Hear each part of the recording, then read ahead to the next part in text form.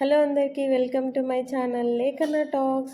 ఈరోజు నేను గోంగూర పప్పు చేస్తున్నానండి. అదేనండి పుండుకూర పప్పు ఎలాగో నా స్టైల్లో చూద్దాం.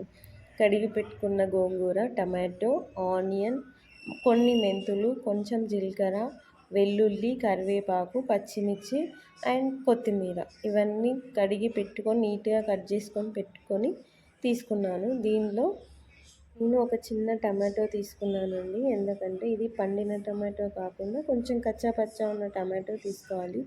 అండ్ ఈ పక్కన కుక్కర్లో పప్పు నానబెట్టుకున్నాను. ఇందులో అన్నీ వేసుకోవాలి. ఇవన్నీ వేసుకున్న తర్వాత కొంచెం పసుపు యాడ్ చేసుకున్న తర్వాత కొంచెం ఆయిల్ యాడ్ చేసుకోవాలి. సో 3 విజిల్స్ వచ్చిన తర్వాత ఇలా అవుతుందండి. సో స్మాషర్తో ఇలా స్మాష్ చేసుకుంటే పప్పు రెడీ అయిపోతుంది. గోంగూర పప్పు రెడీ అయిపోతుందండి.